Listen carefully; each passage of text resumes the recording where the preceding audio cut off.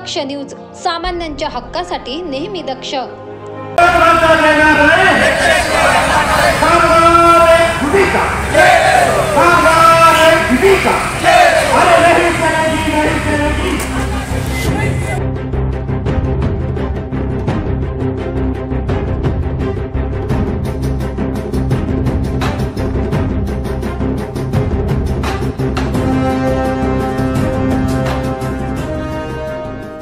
केंद्र सरकारच्या धोरणाविरोधात कामगार संघटनांनी देशव्यापी संप पुकारलाय।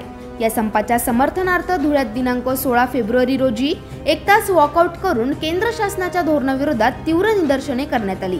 केंद्र शासनाने सादर केलेल्या अर्थसंकल्पात कामगार कर्मचाऱ्यांसाठी कोणतीही तरतूद किंवा सवलत नाही।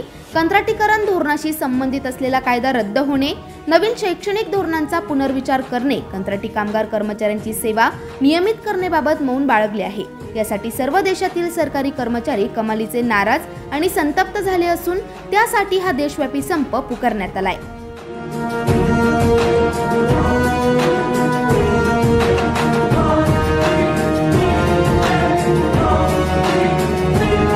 या वर्षी जे शेतकऱ्यांनी 11 महिने दिल्लीच्या सीमेवर आंदोलन केलं आणि पंतप्रधान मोदी साहेबांनी कामगार शेतकरी विरोधी 3 काळे कायदे मागे घेतले।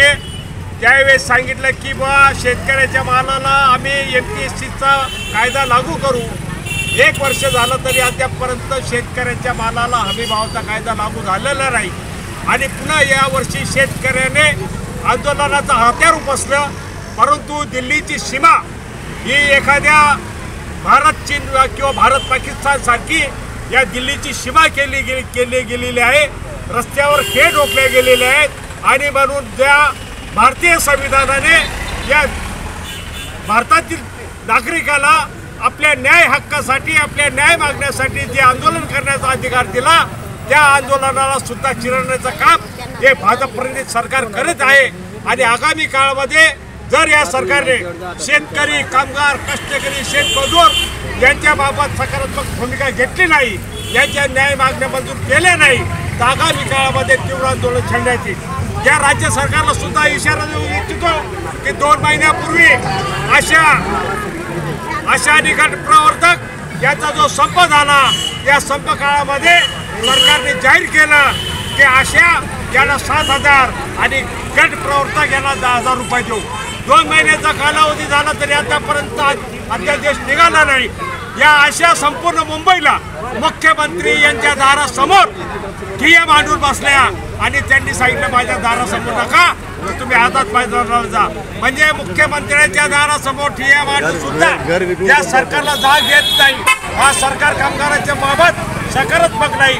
सहकारी उद्योगांचं खाजगीकरण करून मोठ्या प्रमाणामध्ये या देशातील कामगार हा बेरोजगार करण्याचा प्रयत्न सरकारने सुरू केलेला आहे आणि म्हणून आगामी काळामध्ये शेतकरी शेतमजूर कष्टकरी यांची एकजूट होऊन देशातील 10 केंद्रीय कामगार संघटनांनी आज लाक्षणिक या सरकारला चेतावणी देण्यासाठी आज लाक्षणिक संप केलेला आहे। आणि म्हणून यामध्ये सरकारी कर्मचारी असेल, निम सरकारी कर्मचारी असेल, शेतकरी असेल, यांनी इशारा चेतावणी दिलेली आहे। आणि जर आगामी काळामध्ये या सरकारने राज्य सरकार असो किंवा केंद्रातलं दिल्ली सरकार असो जर यांनी कामगार कष्टकऱ्याबाबत सकारात्मक भूमिका घेतली नाही तर आम्ही अधिक आंदोलन तीव्र करू।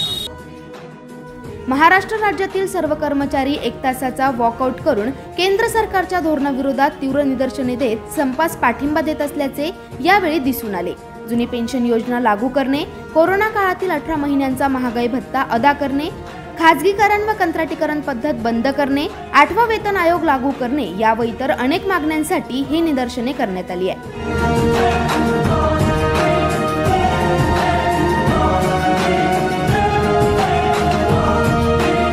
नागिंद मोरे, दक्ष न्यूज, धुळे।